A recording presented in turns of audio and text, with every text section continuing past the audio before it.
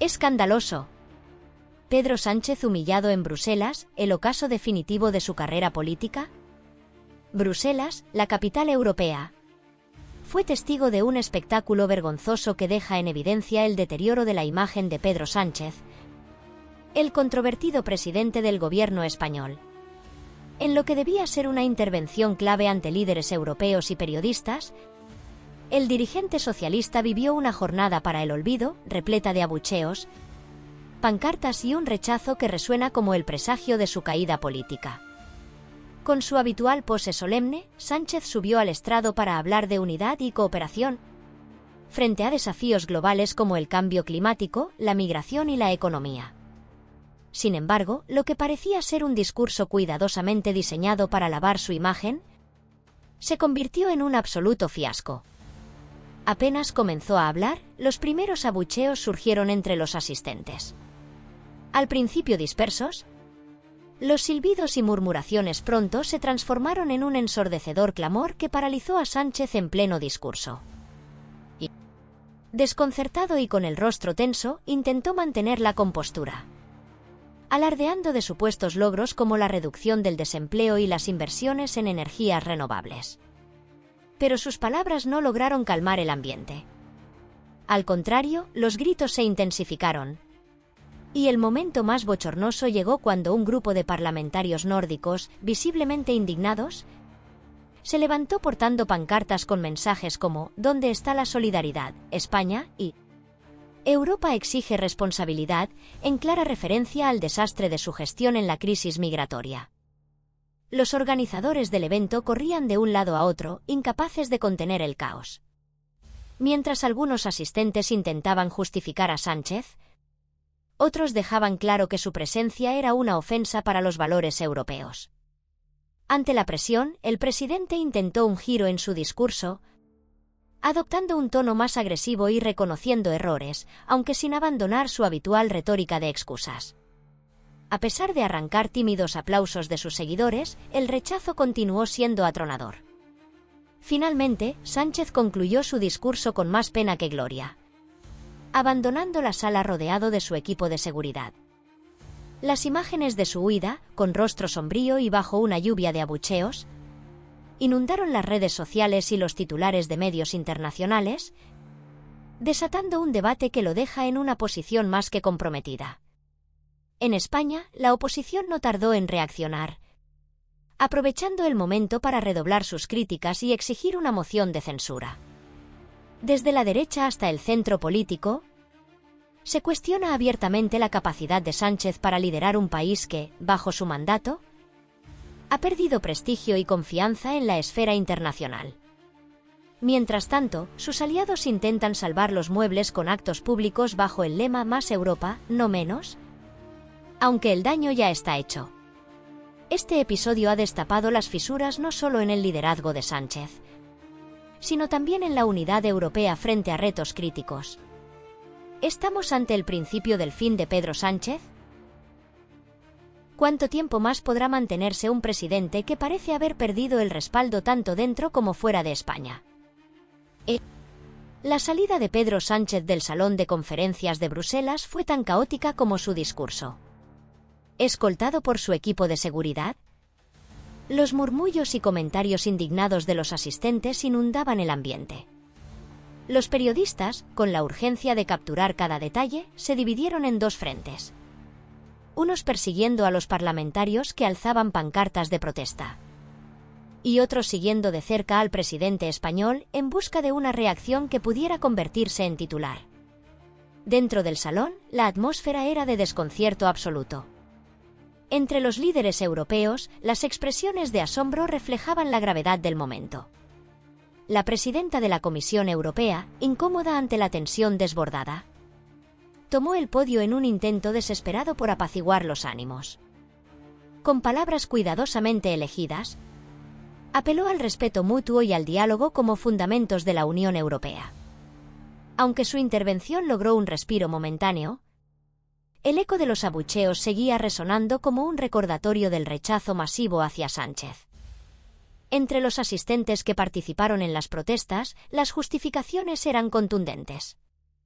Esto no es solo una cuestión de solidaridad, sino de eficiencia y responsabilidad compartida, declaraba un parlamentario italiano, criticando duramente la gestión migratoria del gobierno español. Sus palabras fueron secundadas por algunos mientras otros optaban por el silencio incómodo. Por otro lado, una parlamentaria sueca arremetió contra la gestión ambiental de Sánchez, criticando la falta de medidas efectivas para reducir las emisiones industriales, a pesar de los supuestos avances en energías renovables. Sus observaciones encontraron eco entre los jóvenes activistas medioambientales presentes, quienes no ocultaban su frustración y describían las políticas del presidente como meras palabras vacías. El caos se extendió a las calles. En el exterior, el ambiente no era menos turbulento. Simpatizantes y detractores de Sánchez se enfrentaban en una lucha por imponer sus narrativas. Los seguidores del presidente agitaban pancartas destacando sus logros sociales y coreaban consignas contra lo que consideraban un ataque desproporcionado. Mientras tanto, los opositores usaban el incidente como evidencia del fracaso de su liderazgo, describiéndolo como incompetente y desacreditado. El equipo de crisis de Sánchez se pone en marcha. Dentro del edificio, los asesores del presidente trabajaban frenéticamente para controlar los daños. Revisaban cada palabra de su discurso original mientras elaboraban un comunicado oficial que pudiera mitigar el impacto del bochorno internacional. La presión era máxima, conscientes de que cualquier error sería aprovechado por sus críticos para intensificar los ataques. Mientras tanto, en platós de televisión y portales de noticias, el análisis era implacable. Los expertos señalaban que los abucheos representaban un golpe demoledor para la imagen de Sánchez, tanto en España como en la esfera internacional. Sin embargo, otros analistas sugerían que el presidente podría intentar capitalizar el incidente para victimizarse y apelar al apoyo de quienes consideran las protestas una muestra de falta de respeto. El bochornoso incidente en Bruselas no tardó en trasladarse a las redes sociales, convirtiéndose en una tendencia global. Hashtags como #Sánchez rechazado y #Europa en crisis inundaron plataformas como Twitter y Facebook. Usuarios compartían memes, vídeos editados y opiniones polarizadas, reflejando un abismo ideológico. Para muchos, el abucheo era una prueba irrefutable del repudio generalizado hacia el presidente español. Para otros, señalaba una preocupante degradación del respeto político en el seno de la Unión Europea. Mientras tanto, dentro del salón, algunos parlamentarios intentaban reconducir la situación hacia un debate más constructivo. Una diputada alemana, conocida por su postura conciliadora, tomó la palabra e hizo un llamado a la cordura. Debemos ser un ejemplo de diálogo y tolerancia, incluso en los desacuerdos más profundos, afirmó. Sin embargo, su mensaje apenas lograba imponerse sobre los ecos de disconformidad que aún resonaban. Impacto más allá de España. En un rincón menos visible del salón, asesores y analistas de distintos países discutían las posibles repercusiones a largo plazo. No había dudas de que este episodio afectaría no solo la estabilidad política de España, sino también la percepción de liderazgo dentro de la Unión Europea. En un contexto de vulnerabilidad económica y tensiones migratorias, el incidente evidenciaba fracturas preocupantes en la cohesión del bloque. Mientras tanto, fuera del edificio, decenas de reporteros esperaban impacientes alguna declaración oficial. En el área de prensa, periodistas de toda Europa escribían análisis y artículos a toda velocidad. Algunos recordaban eventos similares que habían marcado el principio del fin para otros líderes, mientras los nuevos comunicadores ofrecían coberturas cargadas de emociones y tintes polarizados. Reunión de emergencia entre líderes europeos. En una sala reservada, lejos del bullicio, se gestaba una reunión de emergencia entre los principales líderes de la Unión Europea. La preocupación era evidente. Temían que el rechazo público a Sánchez debilitara aún más la frágil unidad del bloque. Entre las opciones debatidas estaba emitir una declaración conjunta que, sin respaldar abiertamente al líder español, sirviera como un llamado diplomático al respeto mutuo y a la unidad frente a los desafíos globales. Por otro lado, los equipos de comunicación de los líderes presentes trabajaban contrarreloj. Cada palabra debía ser cuidadosamente seleccionada para evitar inflamar aún más la polémica. Mientras tanto, Sánchez permanecía recluido en una pequeña sala con su círculo de confianza. Allí se analizaban las reacciones al discurso y se diseñaba una estrategia para contener el daño. El desafío era titánico: proyectar autoridad sin parecer autoritario, pero también mostrar apertura al diálogo sin dar señales de debilidad. El debate ético toma protagonismo. En el salón principal, el intercambio de opiniones seguía siendo intenso. Los parlamentarios que habían liderado los abucheos ahora enfrentaban tanto elogios como críticas. Algunos legisladores belgas cuestionaban si la forma en que se expresó el rechazo era adecuada para un contexto diplomático. La libertad de expresión es fundamental, pero el modo en que se ejerce puede definir tanto el impacto como el mensaje, argumentaba un veterano experto en ética política. Sus palabras resonaron entre quienes defendían las normas de decoro institucional frente a quienes consideraban que los abucheos eran una forma legítima de manifestación. La incertidumbre continúa.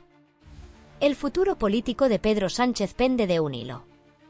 Mientras sus detractores utilizan el incidente como un arma para debilitar su liderazgo, sus aliados buscan minimizar el impacto y redirigir la narrativa. Pero, más allá de España, este episodio deja en evidencia las fisuras en la cohesión de la Unión Europea en un momento de grandes desafíos globales. El ambiente en el salón principal seguía siendo tenso, pero la división de opiniones no podía ser más evidente. Mientras algunos abogaban por la diplomacia y el respeto, otros defendían las protestas como un acto necesario para señalar las fallas de Pedro Sánchez. Uno de los protagonistas de esta postura fue un joven parlamentario portugués, cuyo discurso cargado de energía encendió aún más el debate. Las palabras suaves no generan cambio, la acción directa sí, afirmó, rodeado de un grupo de legisladores jóvenes y periodistas que veían en su desafío un símbolo de renovación política. Un acto de protesta o una violación de las normas. Mientras tanto, en un rincón del recinto, asesores legales revisaban febrilmente el reglamento interno del evento. En busca de una posible violación de las normas por parte de quienes protagonizaron los abucheos, analizaban cada cláusula. Aunque el veredicto aún era incierto, el simple hecho de cuestionar la legitimidad de las protestas añadía un nuevo nivel de complejidad al incidente. Para los medios, esto representaba una mina de titulares. ¿Podría el rechazo público a Sánchez desatar un debate sobre los límites de la libertad de expresión en este tipo de foros? Tensión en las calles, manifestantes cara a cara. A las afueras del edificio, la situación también escalaba. Grupos de manifestantes a favor y en contra de Pedro Sánchez se enfrentaban verbalmente. De un lado, sus simpatizantes agitaban banderas españolas y lanzaban consignas para reforzar su imagen ante las cámaras. Del otro, los detractores portaban pancartas críticas con mensajes como «Basta de incompetencia» y «Sánchez, dimisión». La policía local, visiblemente preocupada por un posible enfrentamiento, incrementó la seguridad en la zona, instalando barreras y rutas de evacuación para garantizar el orden. La batalla por el control de la narrativa. En la sala de prensa, los periodistas trabajaban sin descanso. Las cámaras capturaban cada detalle, mientras los editores seleccionaban imágenes cuidadosamente para los resúmenes nocturnos. En paralelo, el equipo de comunicación digital de la Unión Europea rastreaba redes sociales en tiempo real, analizando hashtags y tendencias. La batalla por el control de la narrativa estaba en pleno apogeo y cada segundo contaba. Memes, vídeos y comentarios seguían polarizando a la opinión pública, transformando el incidente en un debate global sobre liderazgo y respeto político. Europa en el ojo del huracán. Lo que comenzó como un discurso de rutina por parte de Sánchez se había convertido en un detonante de profundas discusiones sobre el rumbo de Europa. Desde la eficacia de sus políticas hasta el valor del respeto mutuo en contextos de desacuerdo, El evento dejaba claro que la política comunitaria enfrentaba desafíos mayores de lo que se esperaba. Una sala de crisis al límite. En el núcleo de esta tormenta, Pedro Sánchez y su equipo debatían frenéticamente en una sala apartada. Rodeados de asesores, teléfonos sonando y correos cruzando fronteras, buscaban desesperadamente una respuesta que mitigara los daños. Cada decisión parecía un callejón sin salida. Optar por una postura defensiva podría interpretarse como debilidad, mientras que un enfoque conciliador corría el riesgo de ser visto como una rendición. La presión era máxima, y cualquier movimiento en falso podía tener repercusiones devastadoras tanto para Sánchez como para España en el ámbito internacional. La UE intenta contener la tormenta. Los equipos de relaciones públicas de la Unión Europea continuaban trabajando sin descanso. El borrador del comunicado oficial debía encontrar el equilibrio entre reconocer la gravedad del incidente y evitar una condena explícita a cualquiera de las partes. La tensión era palpable, un paso en falso podría reforzar la percepción de una unión fragmentada y debilitada. Esto no es solo un problema de relaciones públicas, murmuró un diplomático senior. Es un espejo de nuestras propias divisiones internas. Diálogo o confrontación. Dentro del salón principal, los parlamentarios intentaban rescatar un sentido de propósito. Las propuestas para mesas redondas y debates estructurados recibieron apoyo tibio, mientras algunos legisladores veían en ello una oportunidad para abordar los temas más complejos. Otros consideraban que el nivel de hostilidad alcanzado hacía inviable cualquier intento de reconciliación inmediata. En paralelo, en los pasillos y zonas de descanso, las conversaciones privadas tomaban un cariz más sincero. Los diplomáticos discutían en voz baja sobre el significado más amplio del episodio. Para muchos, lo ocurrido era un síntoma de tensiones acumuladas, un descontento creciente hacia la gestión de ciertos líderes europeos y la percepción de una UE que lucha por mantener su relevancia frente a desafíos globales. Protestas diversificadas, tensión en aumento. Fuera del edificio, las manifestaciones tomaron un cariz multifacético. Colectivos de causas variadas se sumaron a la creciente multitud. Ecologistas reclamando acciones más contundentes contra el cambio climático. Activistas antiglobalización denunciando el elitismo europeo. Y grupos de derechos humanos exigiendo mayor solidaridad migratoria. La policía, aunque mantenía un perfil bajo, sabía que el riesgo de confrontación era elevado. ¿Los oficiales coordinaban estrategias de contención? Conscientes de que cualquier chispa podía desatar un incendio político y mediático. Los medios redefinen la narrativa. En la sala de prensa, los periodistas avanzaban a contrarreloj. Declaraciones de parlamentarios y expertos comenzaban a fluir, y las redacciones se llenaban de titulares con tonos diversos, desde Pedro Sánchez bajo fuego en Europa hasta ¿un punto de inflexión para la democracia europea?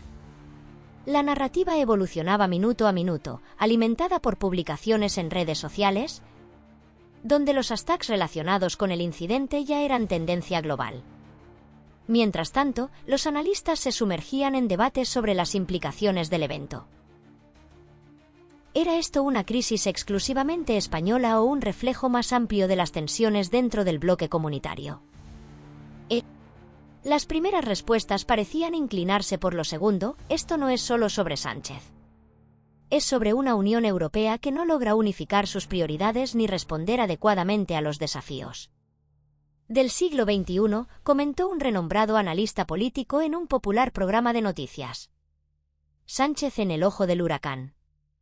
En la sala de crisis, Pedro Sánchez seguía inmerso en sus pensamientos.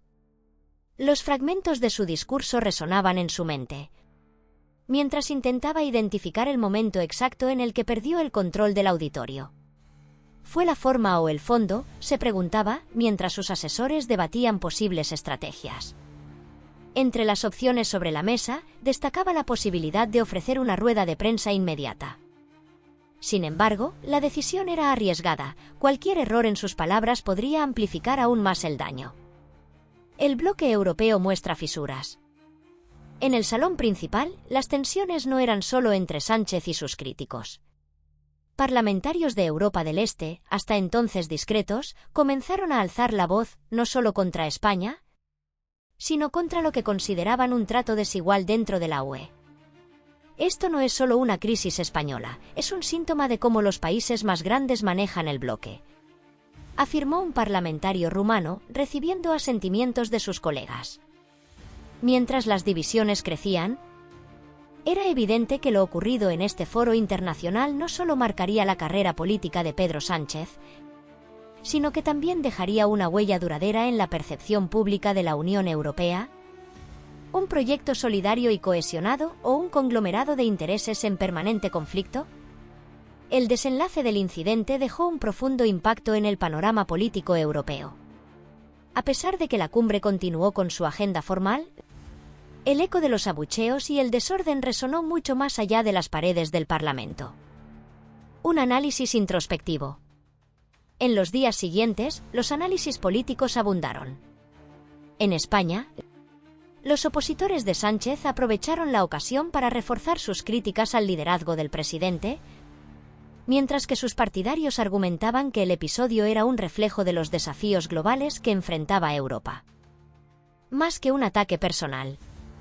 A nivel europeo, el incidente se convirtió en un catalizador para discusiones más profundas sobre la dirección política del bloque y la necesidad de fortalecer la cohesión interna. Repercusiones diplomáticas. A nivel diplomático, la Unión Europea se enfrentó al desafío de equilibrar las tensiones internas mientras proyectaba unidad hacia el exterior. Y, en una reunión privada posterior al evento, los principales líderes europeos discutieron medidas para evitar episodios similares en el futuro. Entre las propuestas, se destacaron la necesidad de establecer códigos de conducta más estrictos durante los debates y mejorarlos. Canales de comunicación entre los países miembros para abordar las discrepancias antes de que se conviertan en crisis públicas. Sánchez en la encrucijada. Pedro Sánchez, por su parte, no tardó en responder al incidente de forma estratégica. En un discurso televisado desde Madrid, reconoció las tensiones evidenciadas en la cumbre y llamó a una revisión valiente y honesta de las prioridades europeas. Aunque sus palabras fueron bien recibidas por algunos sectores, otros lo acusaron de intentar desviar la atención de su liderazgo cuestionado. Un reflejo de las fracturas europeas. El episodio dejó claro que las divisiones dentro de la Unión Europea son más profundas de lo que muchas veces se reconoce. La disparidad económica entre los países miembros, las tensiones sobre políticas migratorias y las diferencias culturales y políticas quedaron al descubierto en un foro que debería haber representado unidad. Y un futuro incierto. A medida que el polvo del incidente se asentaba, las consecuencias se percibían a distintos niveles. En Bruselas, el Parlamento Europeo anunció una serie de reuniones especiales para discutir el fortalecimiento de las normas de conducta y la promoción de un diálogo más efectivo. En las capitales europeas, los gobiernos nacionales reflexionaron sobre cómo evitar que las fracturas internas se conviertan en espectáculos públicos. Mientras tanto, en la esfera pública, el incidente quedó grabado como un recordatorio de que el camino hacia la cohesión europea no es solo un ideal, sino un reto constante. Para Pedro Sánchez y para Europa en general, la cumbre marcó un punto de inflexión que definirá cómo se abordan las tensiones internas en los años venideros. La conclusión encapsula la importancia histórica del evento y su impacto en la narrativa política europea, destacando la necesidad de construir una verdadera unidad más allá de las palabras. La invitación final al lector o espectador a participar activamente en el debate y mantenerse informado. Refuerza un tono de compromiso cívico. ¿Quieres que revisemos o pulamos algún detalle? Tal vez ajustarlo para una publicación específica o añadir un toque más persuasivo.